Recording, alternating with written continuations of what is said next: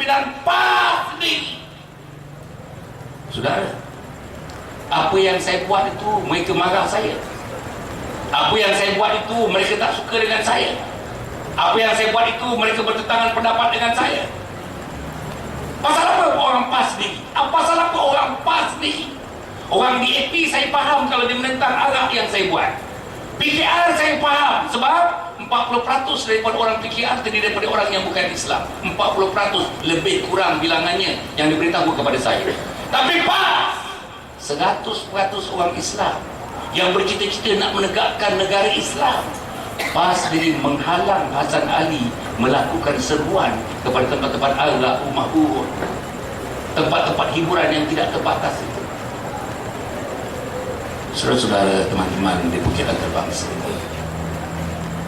tuan-tuan tak tahu cabaran saya. 3 tahun 11 bulan saya menjadi exco. Cabaran apa saja yang kita nak buat tentang Islam, apa saja, terutamanya dalam konteks nahi mungkar. Nahi mungkar ni mencegah yang mungkar. Al-amiruna bil ma'ruf wan nahuna 'anil munkar wal hafizuna li hududillah wa basyiril mu'minin. Sebagai orang Islam, kita mesti melakukan 2 tugas. Apa dia? Al-amiruna bil ma'ruf, kita menggalakkan yang ma'ruf, berusaha. Peringkat diri menggalakkan makruf, peringkat keluarga menggalakkan makruf, peringkat masyarakat menggalakkan makruf, peringkat pejabat menggalakkan makruf, peringkat korporat menggalakkan makruf, peringkat profesional menggalakkan makruf, ustaz-ustaz menggalakkan makruf. Disuruh. Satu lagi, wa nahuna 'anil munkar, kamu mesti bersama-sama untuk mencegah mungkar. Sama ada di persekitaran kamu ataupun yang jauh daripada kamu, ataupun kamu yang terhidu ada mungkar di kawasan kamu dekat atau jauh, kamu mesti terlibat untuk mencegah yang mungkar. Yang itu saya buat. Saya buat di Selangor. Tentang arak, tentang judi, tentang rumah urut, tentang hiburan-hiburan lain yang tidak terbatas, tentang keinginan untuk menjadikan beberapa tempat sebagai international zone. Saya tentang habis-habis. Tapi siapa yang menghalang? Siapa yang menentang saya? DAP. Siapa yang menentang saya? PKR. Siapa yang menentang saya? Yang paling mendukacitakan saya? PAS. Terutama ahli parlimen Shah Alam. Macam mana? Tuan-tuan tanyalah wakil tuan-tuan ni, ahli Dewan Undangan Negeri Bukit Antarabangsa.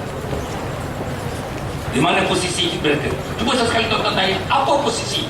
Apa posisi yang berhormat tentang langkah yang diambil oleh Hasan Ali menentang kemungkaran ini? Apa posisinya? Tak ada. Tak ada siapa. Ustaz Hasan dah balik dah. Kalau tidak kita tanya Ustaz Hasan, tuan-tuan dan puan. Satu hari Ustaz Hasan bagi ceramah bersama dengan seorang pemimpin PAS. Pemimpin PAS tu datang daripada Selangor, berpengkalan di Selangor. Habis dia bercakap, Ustaz Hasan akan bercakap. He happened to be the first speaker, Ustaz Hasan was the second speaker. Dia habis, dia nak balik, dia jumpa Ustaz Hasan, Hasan Basri tadi, dia jumpa Ustaz Hasan. Dia berimai Ustaz Hasan, Ustaz, untuk malam ini, untuk ceramah ini, tolong jangan sentuh persoalan mengenai ancaman Kristian kepada orang Islam. Tak bayang. Tak bayang. Boleh singgah rimai Hasan Basri, jangan sentuh soal kristianisasi. Saudara, saya menubuhkan unit selamatkan akidah. Unit selamatkan akidah di portfolio saya masa saya memegang portfolio hal ehwal Islam di negeri Selangor. Sejak kita tubuhkan tuan-tuan dan puan, 56 orang bersama-sama dengan kita. Orang Melayu 56 orang termasuk suami isteri, semua sudah converted menjadi Kristian. Semua. Dia Kristian, suami Kristian, isteri Kristian, anak Kristian. Rupa macam saya, rambut macam saya, kulit macam saya, hidung macam saya, cakap macam saya, bahasa macam saya, kehidupan macam saya, adat macam saya, beristeri macam saya, beranak macam saya. Tapi yang tak macam saya, dia sudah tidak ada kalimat La ilaha illallah Muhammad Rasulullah. Tetap bayang. Tuan-tuan cuba bayang, tak ada kalimat La ilaha illallah Muhammad Rasulullah.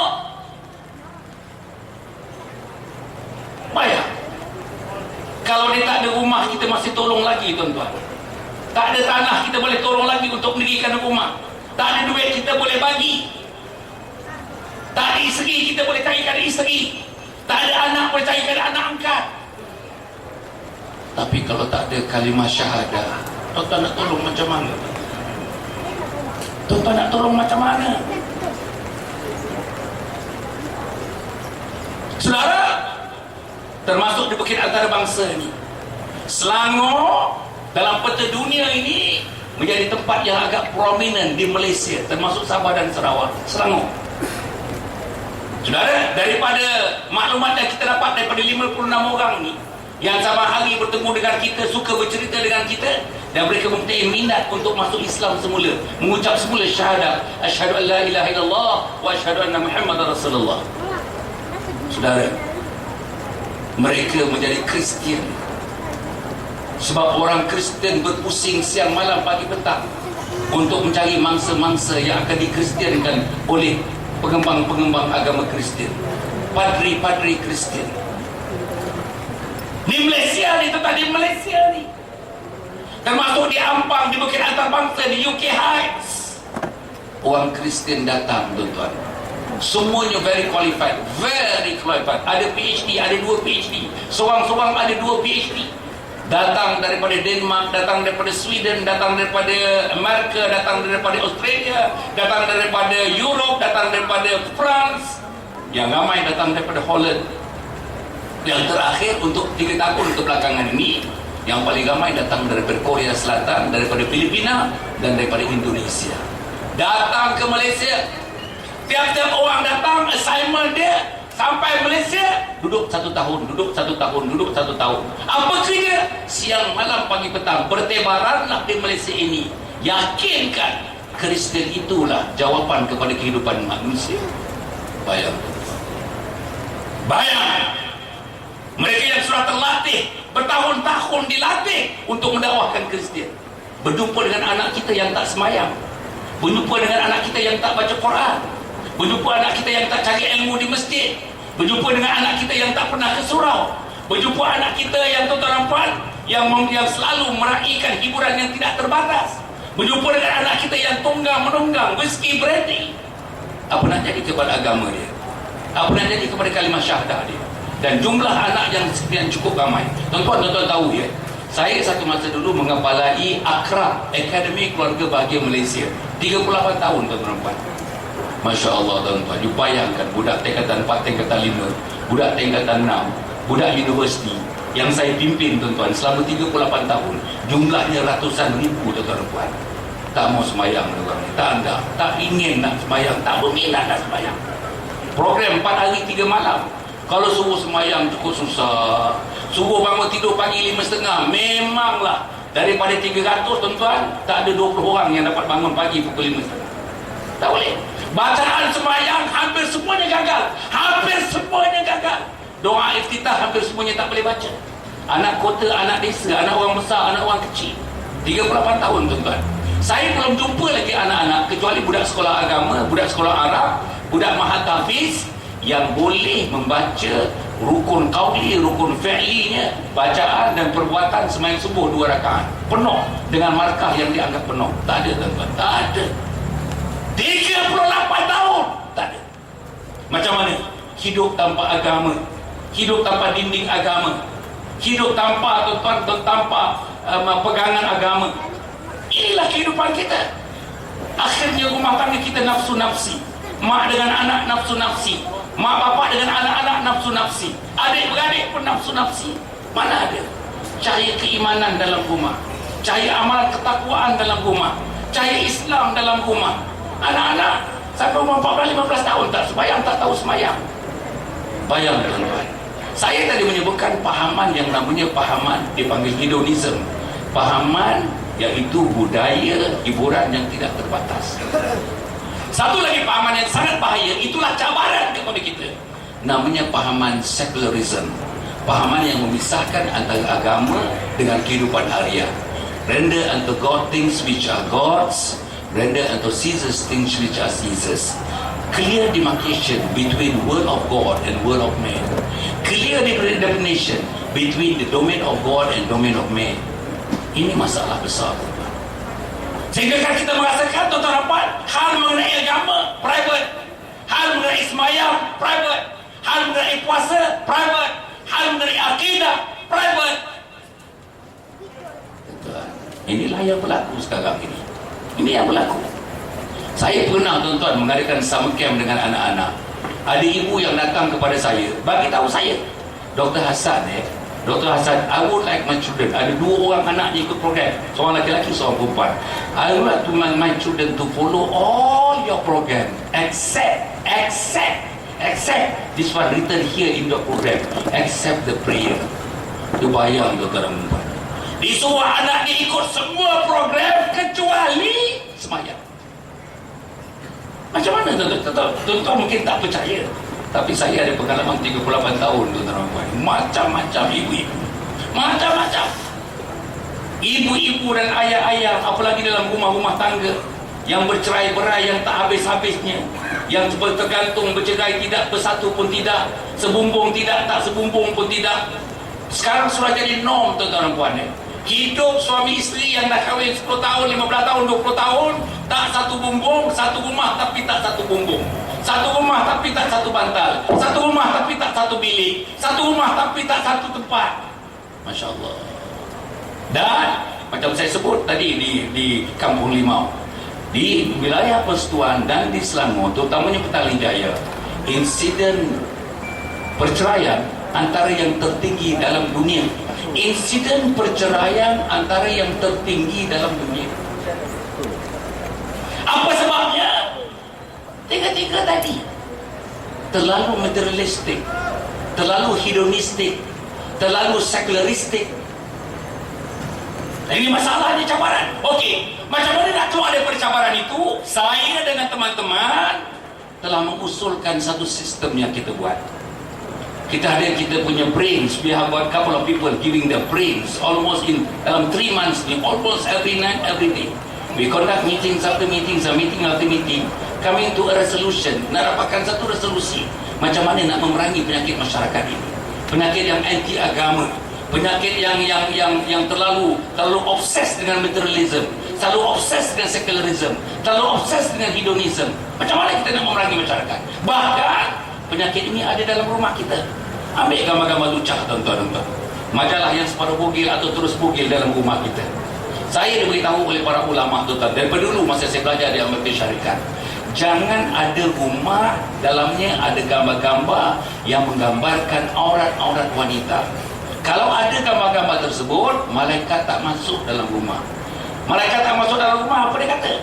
Besok waktu mati malaikat maut datang, kita perlu diiringi oleh malaikat, sebab malaikat itu akan mengingatkan kita Allah, malaikat akan mengingatkan kita Rasul, dan malaikat akan mengingatkan kita alam kubur, malaikat akan mengingatkan kita alam akhirat, malaikat akan mengingatkan kita kewujudan keagungan Allah Subhanahu Wa Taala. Tak ada malaikat, macam mana malaikat mau nak cabut nyawa kita tuan-tuan? Macam mana malaikat mau nak cabut nyawa kita? Tak ada malaikat dekat rumah. Maybe tuan-tuan nampak tak ada bentuk gambar, but you got your CD there.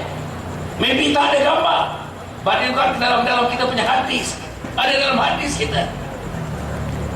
Inilah tuan-tuan kena fikir tuan-tuan, betul serius. Dan inilah yang saya fikirkan bersama dengan teman-teman Jais, teman-teman Mais, bersama dengan konsultan yang saya bawa membantu saya dalam Mais dan Jais. Inilah yang saya fikirkan. Kita tubuhkan standing committee, banyak standing committee yang membantu saya. Tapi apa yang saya nak buat ditegak oleh DAP. Apa yang saya nak buat ditegak oleh PKR. Apa yang saya nak buat, unfortunately, very very unfortunate, ditegak oleh pimpinan PAS sendiri. Itu sebab saya dipecat, Dr. Payah pecat. Saya dipecat daripada parti PAS pada 8 Januari 2012. Dah sebulan, dekat sebulan, masuk sebulan 2 minggu dah, saya dipecat. Pecat terus tuan-tuan. Satu mesyuarat Jatuh Kuasa PAS Pusat, Hasan Ali terus dipecat. Sepatutnya kalau ikut kita dalam prosedur untuk mengambilkan tindakan disiplin, pertama sekali beri amaran. Amaran pun ada 2. Satu namanya amaran bertulis, satu lagi amaran lisan. Saya tak dapat amaran itu. Nombor 2 digantung. Kalau bekerja digantung bertugas. Kalau dalam pertubuhan macam keputusan politik digantung keahlian buat seketika. Saya tak dapat kemudahan itu. Apa yang saya dapat? Pecat langsung. Reason untuk pecat saya ialah saya bukan berjudi, saya bukan rasuah, saya bukan hentam anak dara orang, saya bukan meliwat orang. Saya tidak rasuah, saya tidak curi harta kerajaan, saya tak makan harta kerajaan, saya tak makan duit kerajaan. Tak ada. You bayang tuan-tuan, saya dah berkhidmat dekat 40 tahun, 19 tahun dalam government sector. Saya pegawai PTD, pegawai takbir dan diplomatik. Dengan tu saya masuk bisnes, dengan tu saya masuk politik. Tak ada laporan polis tentang saya, tak ada. Laporan SPRM tentang saya, tak ada. Pasal ada jiwa agama yang ditanamkan oleh mak dan bapak saya. Padahal masa saya bekerja dengan Jabatan Perdana Menteri, tuan-tuan, saya jaga projek, hundreds of thousands of projek, jenis projek, hundreds of thousands, daripada jalan kampung sampailah dari projek-projek mega, worth billions and billions. Kalau saya minta satu projek 1%, tuan-tuan, tak tahulah saya sekarang di mana-mana. Mungkin saya duduk satu apartmen dekat dengan bangsa-bangsa bersatu di New York sekarang, kalau tidak duduk di Sungai Buloh. Tapi saya tak buat. Pasal apa? Jadi exco. Saya jadi exco, saya jaga infrastruktur. Tuan bayangkan, bridges under me, road construction under me, bangunan di bawah saya, JKR bawah saya, JPS bawah saya. Bayang tuan-tuan, saya bagi tahu isteri saya, kalau kita saja sebut-sebut, buang-buang sebut sajalah. Ish, agaknya lagi bulan depan ni cadang-cadang nak bercuti di Amerika. 2 hari datang, 2 hari berlepas itu ada 2 tiket tuan-tuan dan puan, first class, 2 tiket first class. Semuanya dengan makan, dengan minum, dengan keindahan, everything, termasuk entertainment, akan diserahkan kepada saya. Tapi Hasan Ali tak buat benda-benda itu. Pasal ada sedikit coretan iman dalam situ. Saya, total projek yang saya jaga, total projek JAIS, JKR, JPS, perbelanjaan kita di Selangor ni dalam 1.5 billion, 1.5. Setengah daripada itu, almost 60% di bawah saya, tuan-tuan. 60% untuk JKR, 60% untuk JPS, 60% untuk JAIS, semuanya saya jaga. Tapi insya-Allah lah, orang Bukit Antarabangsa bagi kepercayaan kepada saya tidak ketepikan kepercayaan itu, insya-Allah. Inilah. Jadi tuan-tuan, apa yang saya nak sebut? Saya pecat terus. Pecat, biasanya pecat itu dihandle oleh jawatan kuasa disiplin. Dan biasanya nak memecat orang tu, kita diberikan pertuduhan-pertuduhan. Sampai sekarang tuan-tuan dah sebulan setengah, saya tak tengok lagi apa pertuduhan yang dikenakan terhadap Hasan Ali. Saya tak tengok lagi. Saya nak tanya, nak bagi tahu teman-teman PAS yang hadir pada malam ni, Hasan Ali has not seen pertuduhan-pertuduhan, ayat-ayat pertuduhan, perkataan-perkataan pertuduhan yang dikenakan kepada saya hingga memaksa mereka memecat saya. Saya tak tengok.